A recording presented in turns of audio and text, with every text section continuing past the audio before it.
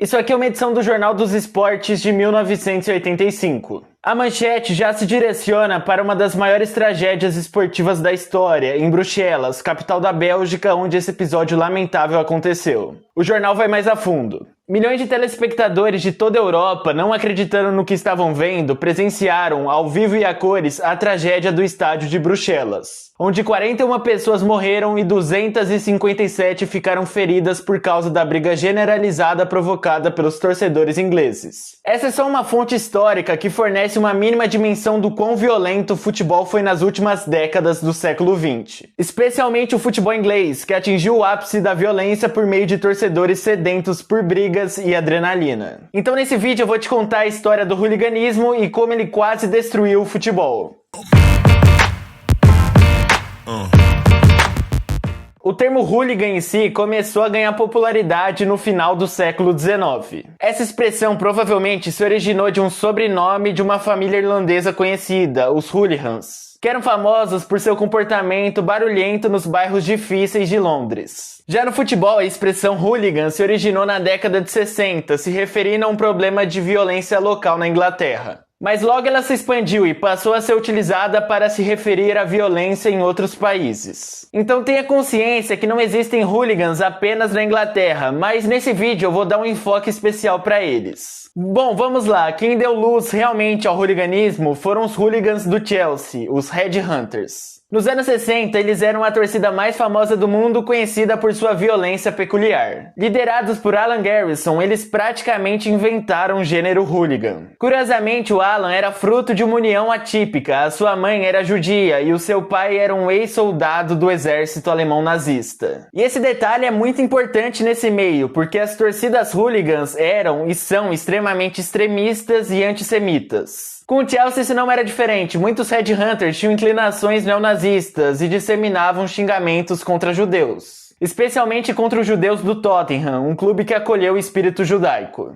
Enfim, o Alan Harrison rapidamente se apaixonou pelo futebol e quando ele era mais crescido, ele se uniu a pessoas que compartilhavam o mesmo sentimento. Juntos, eles aterrorizaram o futebol inglês, inicialmente de forma mais local. E posteriormente, essa violência se alastrou por todo o país e se transformou num problema nacional. Em 1963, o primeiro vislumbre da ousadia desses meninos se manifestou. Em um jogo contra o Burnley em Stamford Bridge, estádio do Chelsea, os garotos ficaram revoltados com a presença significativa da torcida rival. Então eles se deslocaram para o setor da torcida adversária e iniciaram uma confusão. Mas tomaram uma surra porque eram mais fracos e mais jovens do que os torcedores do Burnley. No ano seguinte, eles armaram um plano de vingança. Eles se infiltraram na torcida do Burnley e iniciaram uma confusão. Deu certo e eles ganharam a briga. De fato, os Red Hunters foram pioneiros, mas não eram os únicos hooligans conhecidos. Talvez os grupos de torcedores violentos mais conhecidos eram na verdade de equipes sem muita fama. Millwall e West Ham formam um clássico extremamente tenso na Inglaterra. Os dois clubes do leste de Londres se odeiam. A principal motivação dessa rivalidade vem de longa data. Em 1926, homens de Millwall romperam um acordo entre trabalhadores portuários da região. A suposta traição é tida como uma das grandes motivações para a existência dessa antipatia histórica. Os Bushwhackers, nome dado aos hooligans do Millwall, é um grupo de torcedores extremamente racista que causaram inúmeras confusões ao longo da história do futebol inglês. A Intercity Firm é o nome do grupo de hooligans do West Ham. Ela obviamente tem uma rivalidade notória com os Bushwhackers. E durante os anos 70, 80 e 90, essas duas torcidas protagonizaram realmente momentos nefastos, que não condizem com o espírito esportivo. Uma característica interessante dos hooligans do West Ham era o hábito de deixar um recado em cima das suas vítimas escrito: "Parabéns, você acabou de conhecer a ICF". O primeiro conflito realmente marcado pela violência substancial entre os rivais aconteceu no ano de 1972. Onde em um amistoso que homenageava o ídolo do Millwall, Harry Cripps, as duas torcidas criaram uma briga inacreditável.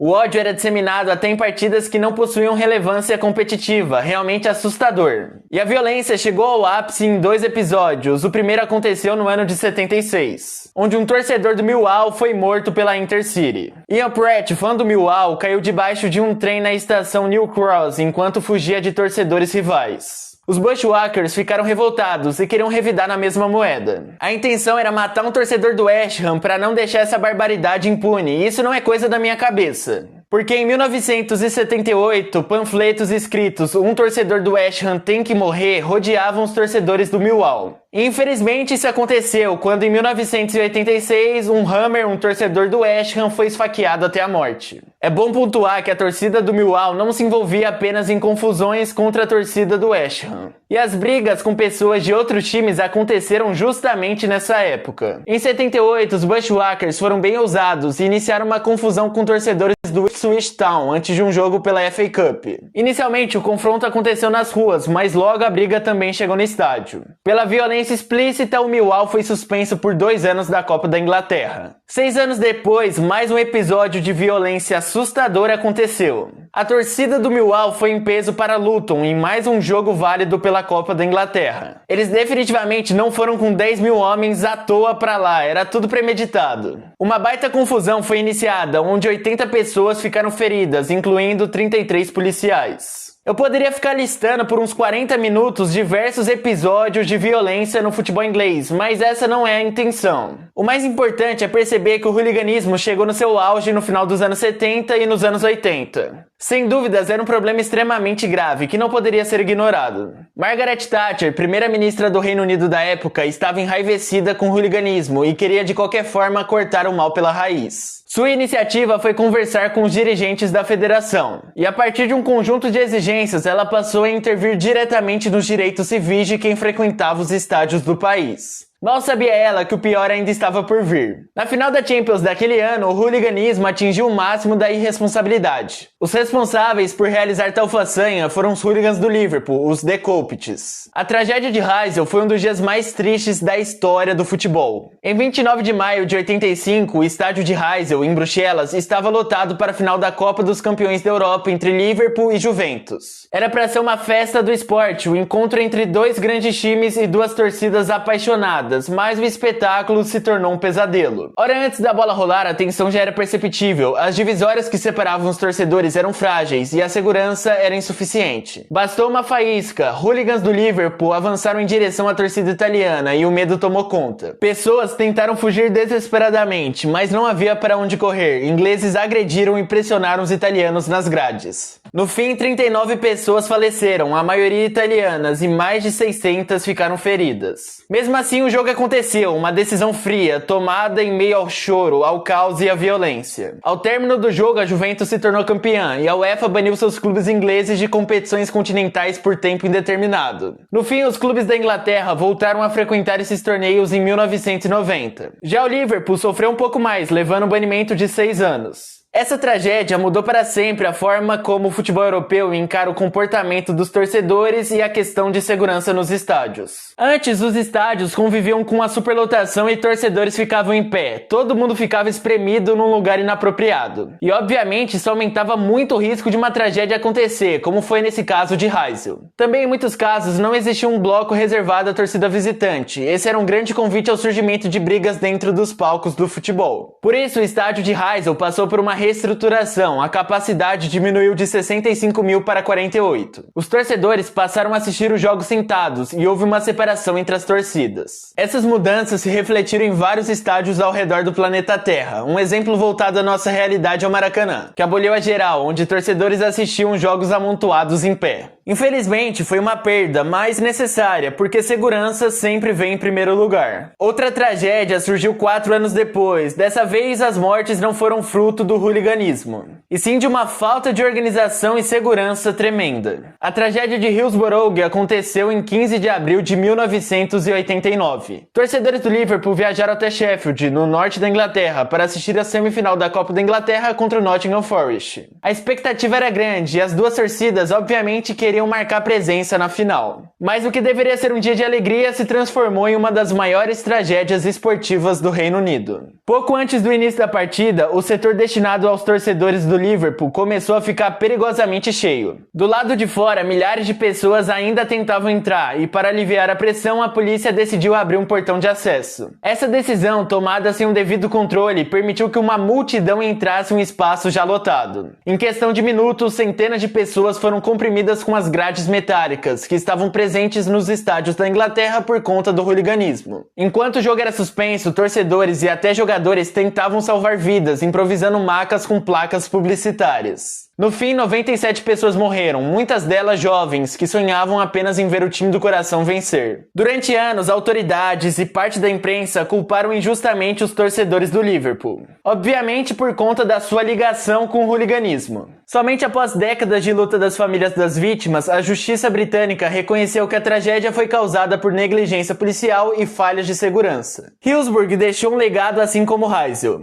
Arquibancadas em pé foram proibidas em estádios de primeira e segunda divisão inglesa, grades foram abolidas e os estádios foram estruturados de uma forma muito superior ao passado. O futebol inglês finalmente ganhava força e superava o hooliganismo, que perdeu força desde então. Até porque, depois dessas tragédias, a manutenção do espírito hooligan foi completamente repudiada e oprimida no ambiente do futebol, inclusive por meio dessa reestruturação dos estádios. Também surgiu o relatório Taylor, onde se encontravam diversas medidas anti-hooliganismo patrocinadas por Margaret Thatcher. Além do que já foi falado anteriormente, a polícia recebeu um treinamento especializado para conter episódios de violência nos estádios e houve um endurecimento nas leis. O sucesso dessas medidas é inegável, o futebol inglês voltou a ser um símbolo de cordialidade, assim como ele já era antes do hooliganismo. Turistas fanáticos por futebol se inseriram no futebol inglês, até porque o futebol na Inglaterra se transformou num entretenimento seguro e realmente encantador. Esse processo vivido pela Inglaterra dos anos 60 aos anos 90 foi uma lição dolorosa sobre o preço da violência e da irresponsabilidade, mas que pelo menos trouxe bons ensinamentos. Porém é óbvio que o hooliganismo não acabou por completo, até porque isso se transformou numa subcultura. E para entender um pouco o espírito hooligan é necessário recorrer à sociologia. Eric Dunning, um sociólogo especializado nesse assunto, acreditava que o futebol era um gerador de emoções e com esses acontecimentos emocionantes os indivíduos se descontrolavam. O descontrole dessas pessoas gerava violência, que não possuía um padrão fixo. Ela podia ser mais acentuada ou não, e tudo isso era consequência de uma junção de diversos fatores, como o local onde esses conflitos aconteciam, a classe social das pessoas que participavam dessas brigas e os subgrupos que elas pertenciam.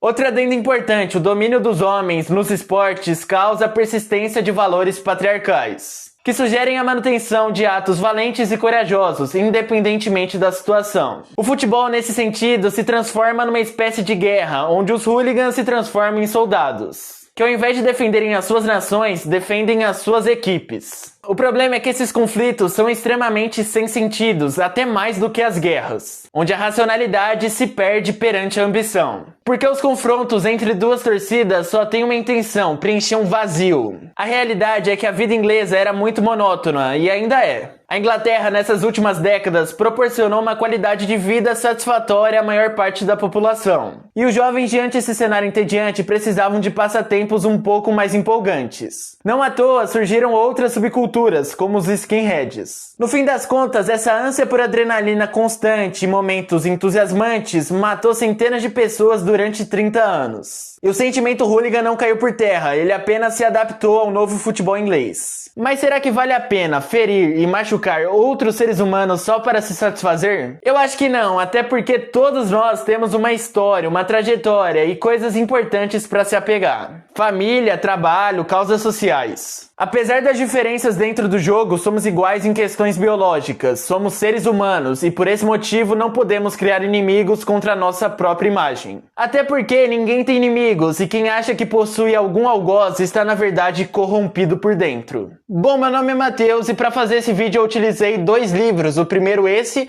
Futebol e Violência, e esse, o segundo, de um estadunidense, do Franklin Foer, Como o Futebol Explica o Mundo. Os 2 livros realmente são muito bons. É isso, se você gostou do vídeo, deixa o like para ele ser recomendado e eu conseguir continuar trabalhando nesse canal. Também siga o Historiador da Bola nessas redes sociais. E no mais, é isso, então tchau e até logo!